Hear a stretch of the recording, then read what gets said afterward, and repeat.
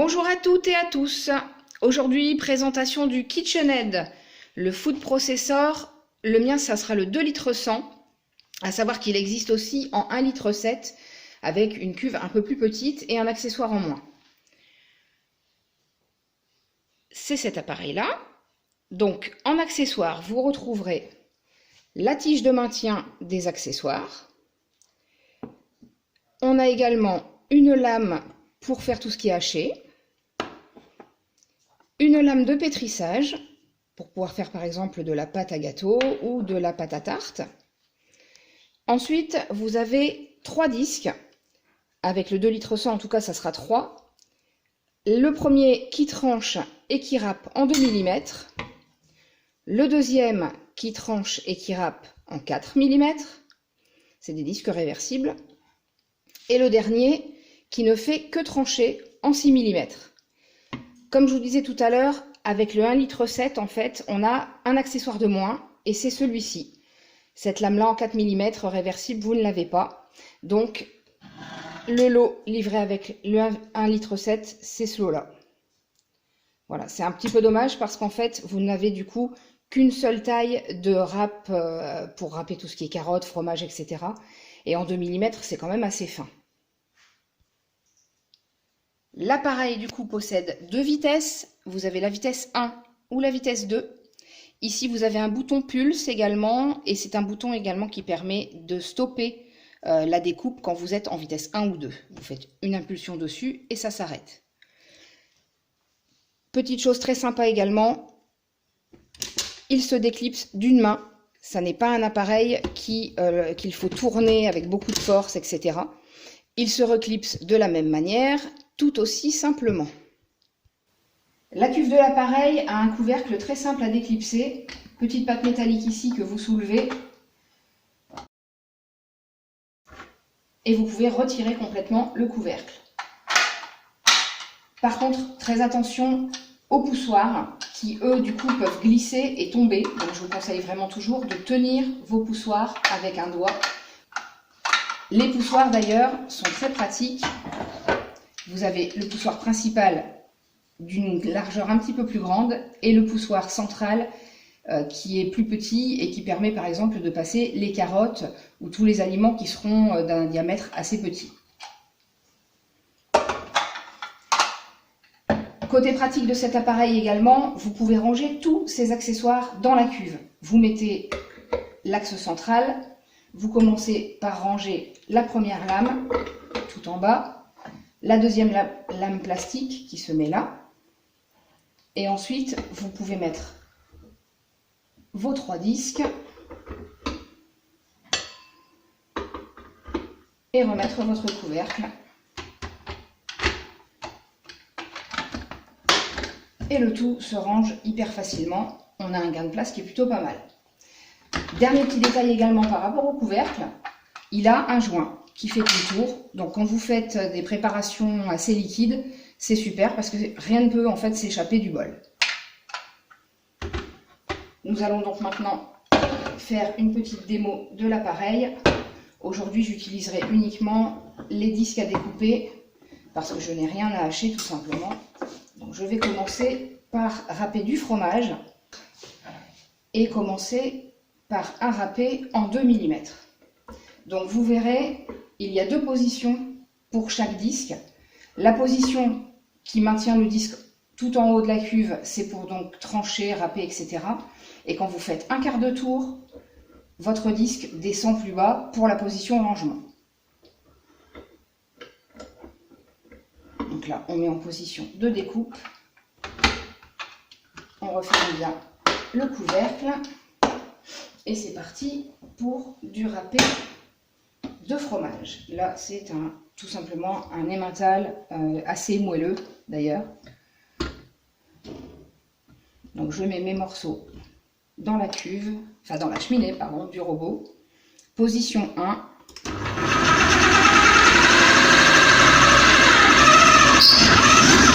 Et c'est parti. Donc ça a fini de râper. On voit que ça laisse toujours des morceaux par-dessus. Ça, c'est avec tous les appareils de ce type. Dès que la lame est une lame en l'air du robot, ça laisse toujours des morceaux. Alors moi j'essaye toujours de les passer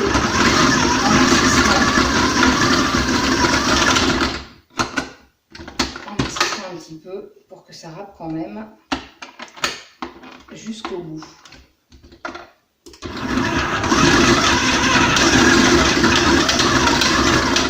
Voilà, là je ne ferai pas mieux. Quand l'ématal est plus dur, forcément, ça râpe mieux. C'est que là, en fait, c'est vraiment un ématal très mou. Et pour les préparations molles, ça laisse des morceaux. Donc, je retire ma lame. Et je vais vous montrer. On a des petits pellets, en fait, là, de fromage qui sont au-dessus. Je vais vous montrer ce que ça donne au niveau de la taille de la découpe. Hop.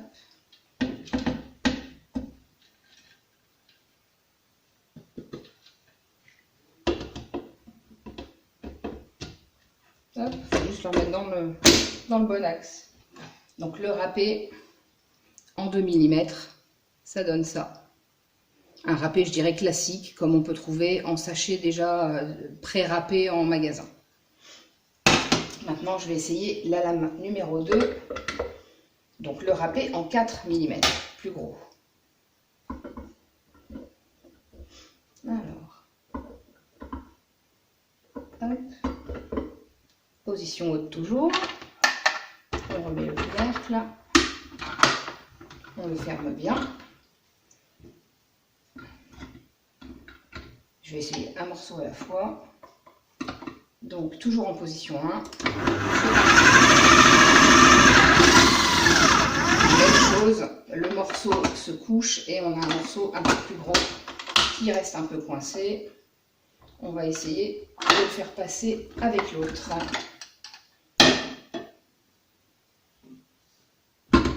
Hop.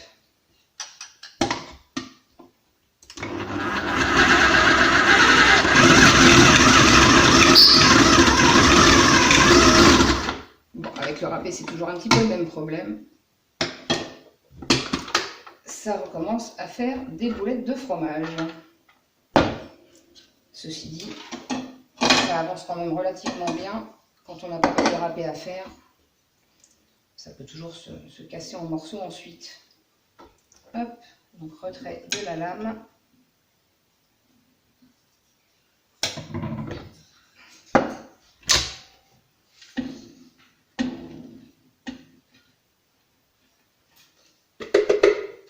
Et en 4 mm, nous avons donc un râpé de cette épaisseur. Une épaisseur beaucoup plus grosse, c'est celle que j'avais utilisée l'autre fois pour mes galettes bretonnes, en fait. Nous allons maintenant faire de la découpe en fait de légumes.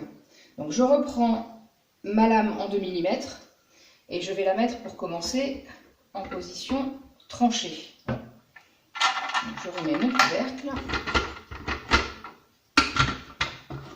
Hop. Et on va commencer par des carottes.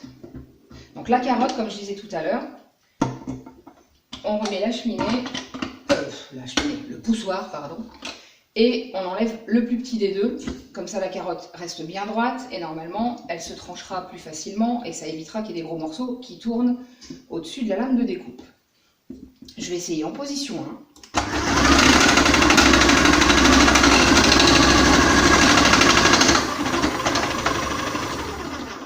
Franchement, en position 1, le job est fait. La carotte est coupée. Bon, il reste évidemment toujours un petit morceau par-dessus. Pas grave, ça se grignote.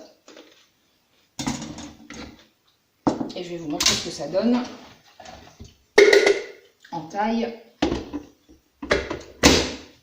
de tranche. Le 2 mm, ça donne ça. Donc c'est assez fin, très bien pour faire des plats par exemple gratinés au four avec des carottes au fond par exemple, c'est parfait. On va faire un peu de râpé en 2 mm, histoire de tester aussi cette position-là.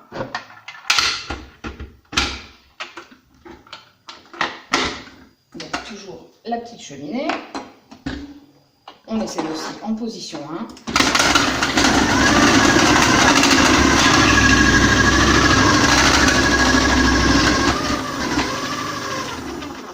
Voilà.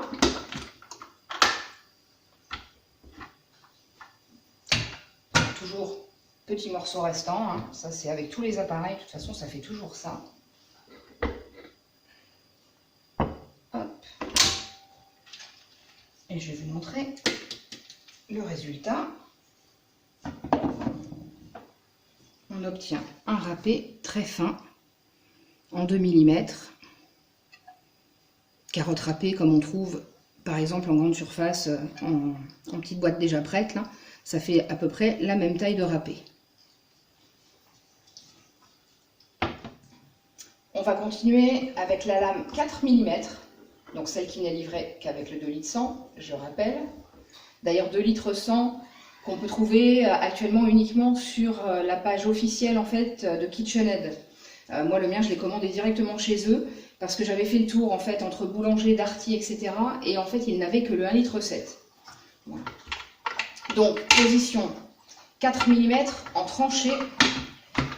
On va rester sur les carottes. Alors, le poussoir. Voilà, celui-là par contre, cette carotte-là me paraît un petit peu grosse. Non, ça va, elle passe. Ça passe, mais ça passe tout juste. Donc, position 1 toujours. Et c'est parti.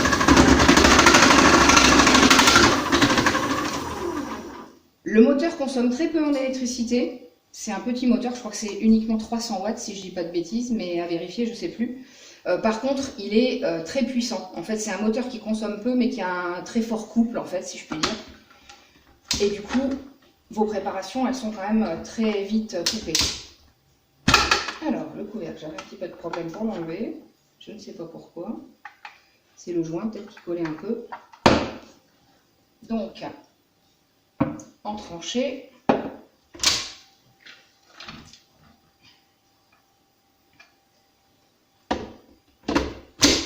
Nous avons donc en 4 mm un résultat comme ceci. Vous voyez, ça donne ça. C'est déjà un petit peu plus épais. Voilà. Donc je continue avec le râpé en 4 mm.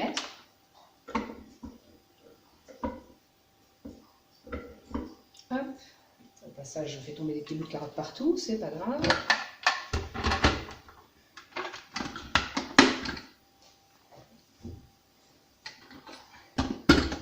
Donc je reste en mode 1 toujours, parce que je trouve que pour l'instant, ça fait plutôt bien le job. Le mode 2, je suppose que c'est pour des choses encore plus dures que la carotte, puisque en mode 1, ça passe.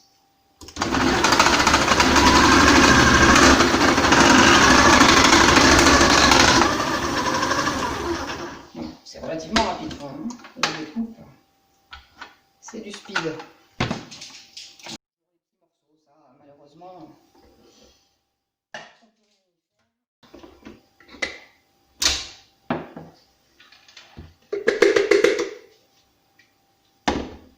Le râpé en 4 mm, ça nous donne ça. C'est plutôt épais. Ça peut être sympa aussi pour les carottes râpées l'été, parce que quand on aime bien avoir de la matière en bouche, en fait, c'est un petit peu plus épais que le 2 mm. Ça peut être pas mal aussi. Ou sinon, moi, mon petit truc, c'est que j'utilise ce râpé-là en 4 mm pour faire dans mes lasagnes. En fait, je mets toujours de la carotte dans ma sauce à lasagne. Et couper comme ça en râpé épais, c'est plutôt pas mal. Ça évite d'avoir à les couper en tout petits cubes au couteau. Et ce mode-là est plutôt bien pour ça. Dernier essai avec les carottes. Là, ce coup-ci, on va essayer le tranché en 6 mm. Donc cette carotte-là, c'est pareil, elle est un petit peu grosse, donc elle ne rentre pas dans le poussoir du milieu. Donc il faut la commencer. Je vais commencer dans ce sens-là. Hop. En espérant qu'elle... Enfin, je vais peut-être pas mettre ça directement. Voilà, je vais le tenir à la main pour l'instant. Position 1 toujours.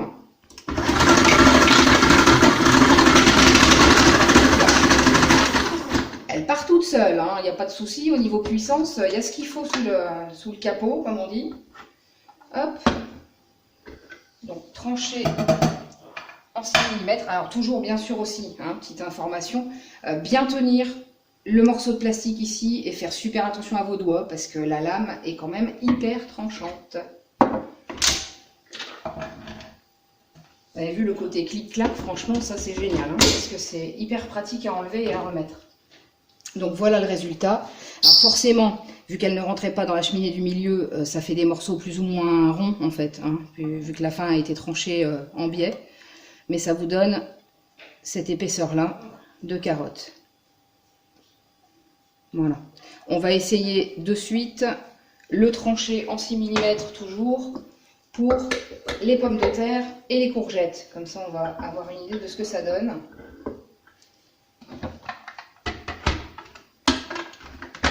Voilà.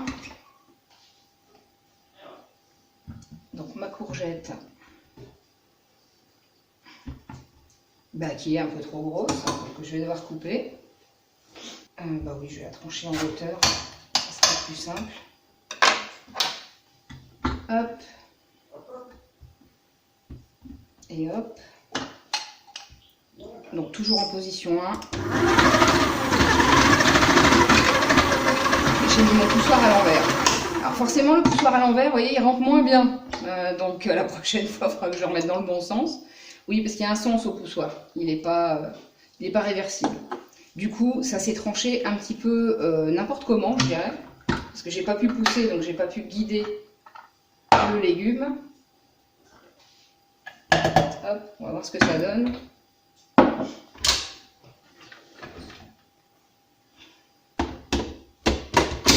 Hop. On a quand même un beau tranché bien épais.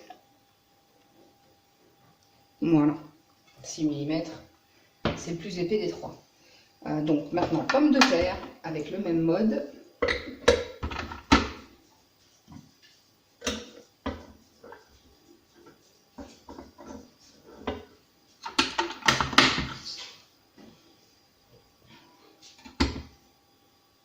Alors mes pommes de terre sont là-bas. Toujours en mode 1. Moi j'aime bien le mode 1 parce que je trouve qu'il est déjà assez puissant.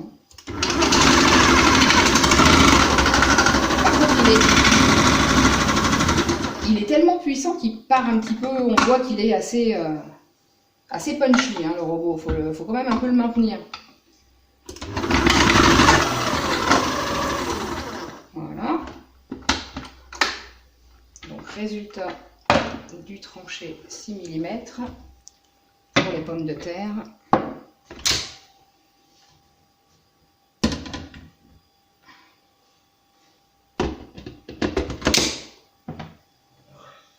Ça nous donne ça. Ce qui est assez épais quand même. Pour les préparations qui vont au four, en fait, je pense qu'il vaut mieux rester sur le 4 ou le 2 mm. Parce que là, c'est vraiment un tranché assez épais. Après, selon vos recettes, à vous d'adapter. On va continuer avec le râpé de pommes de terre. Du coup, on va reprendre la lame numéro 4. Et on va tenter du râpé.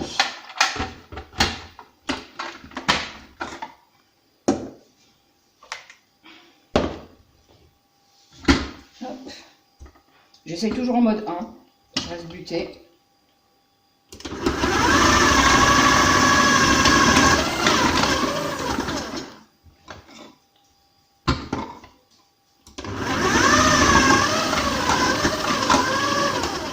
Moi je trouve qu'il est déjà bien assez nerveux, donc pas besoin de demander plus. Hop. Donc toujours hein, ces fameux morceaux de reste, ça, on ne peut rien y faire.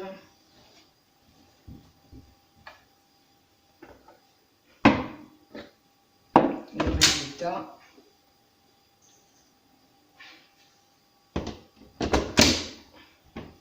Ça nous donnera ça. Un beau râpé de pommes de terre 4 mm. Assez sympa pour faire ce qu'on veut en fait. Parce que j'ai pas d'idées qui me viennent là tout de suite. Mais voilà. Mais c'est un râpé assez épais. Dernier essai du coup avec la lame 2 mm cette fois-ci. Je l'ai mise en mode tranché. On va commencer avec les pommes de terre.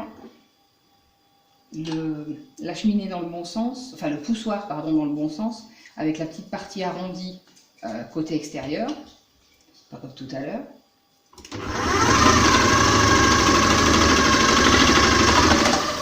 Alors toujours position 1, on voit qu'il n'y a aucun souci, je veux dire ça passe tranquillement et pourtant les pommes de terre c'est relativement dur quand même.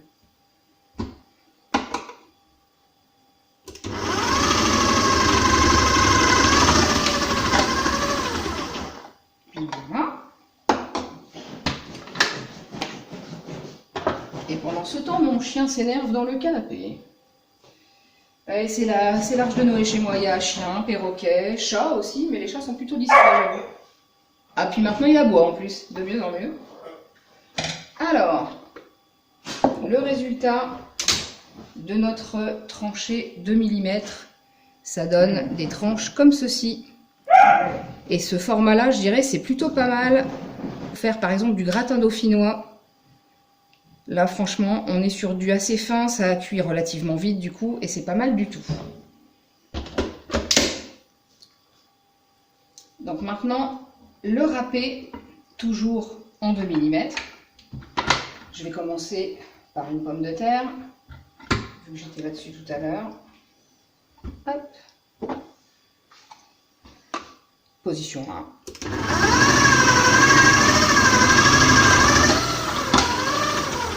Et ben franchement, je suis bluffée de la position 1, moi, parce que franchement, elle fait tout. Il n'y a même pas besoin de mettre en position 2 pour l'instant. Donc, le râpé de pommes de terre.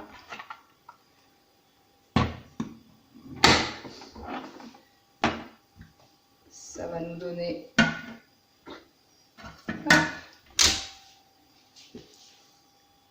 ce type là, donc c'est vraiment très très fin là pour le coup,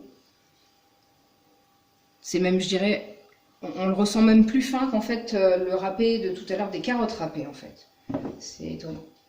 Je vais continuer dans le même esprit, sans vider la cuve, par tenter un râpé avec la courgette. En remettant la lame c'est mieux. Alors, ça c'est pas la bonne position, c'est la position de rangement. Hop, position de découpe en position haute. Et c'est parti, toujours en 1.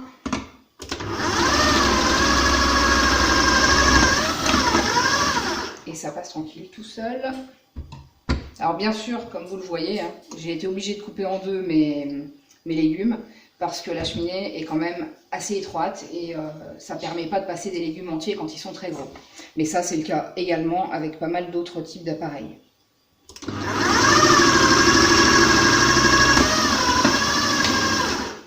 En général, les cheminées ne sont pas excessivement grandes.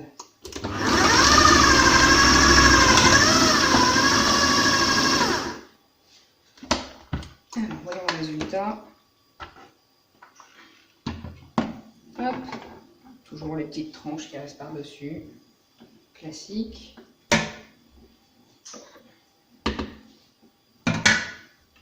Et un râpé très très fin. Ça, pour mettre dans une salade l'été, c'est top. Vous mélangez carottes râpées et courgettes comme ça râpées. Moi, je pense que ça peut faire une super salade. Voilà. Je vous ai quasiment tout montré du coup, sauf évidemment le haché, parce qu'en fait je n'ai rien à hacher là tout de suite. Donc ça pourra faire éventuellement partie d'une dernière vidéo de complément en fait pour cet appareil. En tout cas, si vous aimez mes vidéos, n'hésitez pas à vous abonner, à cliquer sur la petite cloche également qui vous permet de savoir quand une nouvelle vidéo va sortir, enfin quand elle sort d'ailleurs tout court. Vous pouvez également liker, vous pouvez partager. Vous pouvez faire ce que vous voulez, en fait, tout simplement, avec mes vidéos. En tout cas, merci d'avoir visionné. À bientôt pour une nouvelle recette ou une nouvelle présentation.